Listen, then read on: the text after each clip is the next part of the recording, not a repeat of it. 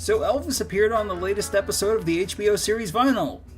Sort of. I have to confess I haven't kept up with the Martin Scorsese and Mick Jagger produced 70s era music industry drama, but upon hearing that a slightly fictionalized version of Elvis was to be depicted in the March 27th episode The King and I, like a lot of Elvis fans, was intrigued, so I tuned in. Not being familiar with the show or its characters, a lot of the significance of the other events of the episode was lost on me, but from what I gathered, the show is set in 1973 and is about Richie Finestra, played by Bobby Cannavale, the president of a fictional record company called American Century, which has fallen on hard times, and he and his staff are trying to save it by finding and signing both new and established talent. Since I won't be talking about the plot elements related to the show's main story, that's all you really need to know to get where the show is going by the time Richie and his friend and head of promotions, Zach, played by Ray Romano, head to the Las Vegas Hilton to see about convincing Elvis to leave RCA and sign with American Century. Their first step into the Elvis world is a brief meeting with Colonel Parker, who warns them that Elvis doesn't typically get involved with business situations, but invites them to one of Elvis's shows and then to a meeting afterwards. At the show itself, Zach, a professed Elvis fan, gets upset watching Elvis, portrayed by tribute artist and actor Sean Clush, performing Polk Salad Annie, and begins to heckle Elvis even as Colonel Parker watches from the wings. Richie gets Zach to leave and later on, without Zach, goes to have a private meeting with Elvis. Just at the moment when he thinks he's won Elvis over with talk of reinventing himself and joining American Century, Colonel Parker arrives and shoots down any chance Richie had of signing Elvis. So, from the point of view of this Elvis fan, what did Vinyl get right and what did they get wrong? Well, let's start with what they got right. First off, Sean Clush is great as Elvis. I'm not really a fan of tribute artists, but I'm willing to give credit where it's due.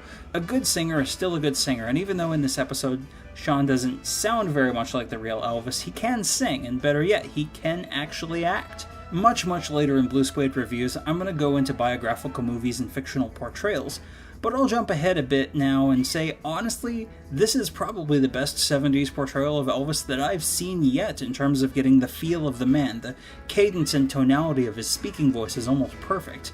Most portrayals of Elvis in the 70s tend towards stereotype or overconfidence, but Clush did a fantastic job. There are certain things that the script did with Elvis that I did like, and it was fairly sympathetic. There's a moment where Richie is pitching his label to Elvis and talks about modern music, and rather than having Elvis be completely oblivious to the current trends, Elvis sang a bit of The Weight by the band. And they did address Elvis's interest in spirituality and law enforcement without resorting to cliché. And when Elvis talks about wanting people to feel the music, to live in it, I absolutely buy that the real Elvis would probably agree with that. On the downside, though, this Elvis claims to have wanted to play Woodstock, and in all of my research, I've never seen anything that indicates that this was ever the case. Also, Elvis complains about having a mouth sore from kissing fans and agrees with Richie when he says that no one should kiss or touch the king, which is so far off base and uncharacteristic of the real Elvis that it's almost uncomfortable. But generally speaking, those are minor quibbles. Most of my issues with this episode have less to do with the portrayal of Elvis than with Richie and Zach's perceptions of Elvis. So let's talk about what happens at the show when Zach and Richie are watching Elvis and complaining about Polk Salad Annie. Zach complains that rock and roll has died because, quote, the king is singing about lettuce. There are some Elvis fans whose feelings might as well be summed up by one of John Lennon's more famous quotes about Elvis. Elvis died when he went into the army. Now, I don't begrudge anyone their opinion, certainly not John Lennon, and I understand the sentiment. Some fans feel like the Elvis who returned from the army in 1960 was not the same Elvis who went in 1958. What they mean by that is that there was a change in Elvis's style of and attitude toward music. Quite a few fans were disappointed that Elvis didn't just go straight back to rock and roll, back to the music that made him such a world-changing phenomenon in the first place. And I totally understand why someone would feel that way, and in this episode of Vinyl, Zach is portrayed as feeling much the same way. Both he and Richie openly bemoan the idea that Elvis was singing Polk Salad Annie on stage in Vegas as opposed to All Shook Up, Hound Dog, Mystery Train. Richie's pitch for Elvis to leave RCA and come to American Century relies on telling Elvis to drop the Vegas stage band, get a 3 or 4 piece band back, grab the black leather suit from 1968, and get back to rock and roll. So, yeah, it's one of those stories. This concept has come up in countless books, TV shows, and movies about Elvis throughout the years, the sort of idea that if only someone had told Elvis he ought to get back to rock and roll, that he would have listened, turned his life around, and reclaimed his so-called crown. One of the worst offenders of this was the 1988 feature film Heartbreak Hotel. And I get it, both that film and this episode, it's fantasy. It's what someone, maybe the screenwriters themselves, wish that they could have told Elvis. That they wish that they could have made a difference in his life. But it isn't quite that simple. Here's the first half of the problem, and I know some fans won't like to hear this, but Elvis liked the music he was doing and the direction that he took. Anyone who's really studied Elvis's music knows this. He was always a ballad man through and through, even back to his much beloved and frequently incited Sun Record days. That he moved closer to material like Simon & Garfunkel's Bridge Over Troubled Water, Frank Sinatra's My Way, and Marty Robbins' You Gave Me a Mountain should not in any way be remotely surprising to an Elvis fan. And those overblown Vegas arrangements, again, Elvis liked those too. And even then, you honestly can't get more close to down and dirty Southern rock and roll than Tony Joe White's Polk Salad Annie. If anything, that song was more true to the type of rock and roller that Elvis was than something more manufactured like, say, Jailhouse Rock or Hard-Headed Woman. And I say that with the utmost respect and deepest admiration for those songs and their songwriters. Writing a script that assumes that all Elvis needed was someone to step in, appeal to his ego, and offer to bring back the Sun Record sound is just not grounded in reality. If Elvis was so inclined to get back to rock and roll, he would have just done it. He had every opportunity to do so in real life, and even after the '68 comeback special, he briefly considered re-teaming with Scotty and DJ. And didn't. Elvis chose to fill his band with the era's top talent. You can't argue with choices like Ronnie Tutt and James Burton or even the Imperials and the Sweet Inspirations because they weren't wrong for what he wanted to do with his music and where he wanted to go. I talked about this in the Jailhouse Rock review too, but some people just don't like that Elvis moved on from rock and roll and refused to allow him to evolve and change completely in the way that he wanted.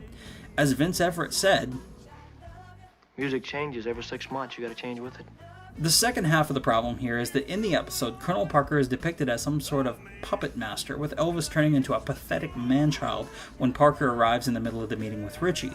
It's far too easy to pin the blame for Elvis's shortcomings professionally and creatively on Colonel Parker, and at this point it's kind of cliche. Now, I'm no Parker defender by any means. He was focused on whatever paid he and Elvis the most, not whatever was best for Elvis creatively. And yes, Colonel Parker's business dealings did keep Elvis from doing things that challenged him, like an international tour. But this episode kept pointing out that Elvis kept out of the business side of things, but it neglected to convey that the reverse was also true.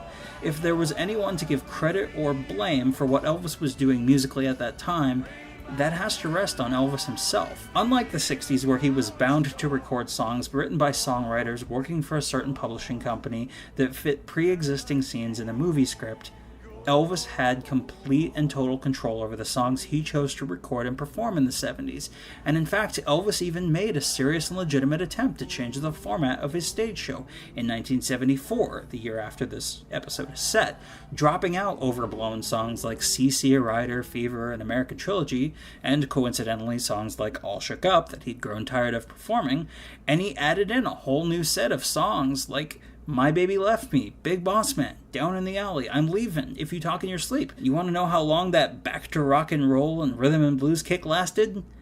2 days.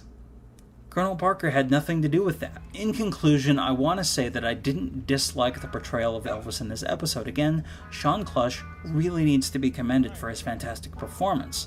And I understand that this is a fictional TV show, a fantasy. But to be fair, it attempts to be grounded in reality, and the script simply didn't depict much beyond the cliches that have already been out there for decades, and that kind of troubles me as an Elvis fan. While I'm glad to see a sympathetic portrayal of Elvis on a major cable TV series, I'm equally concerned that any casual fan or non-fan will take away the wrong ideas. They are right, Elvis didn't belong in Vegas any more than he belonged in low-budget musical comedies, but to imply that Elvis deserved neither credit nor blame for the creative choices that he did make, that someone else made them or that he didn't like those choices is a bit misleading. Overall, it wasn't a bad portrayal, perhaps just a bit misguided with good intentions. I say, check it out and judge for yourself. Thank you. Thank you very much.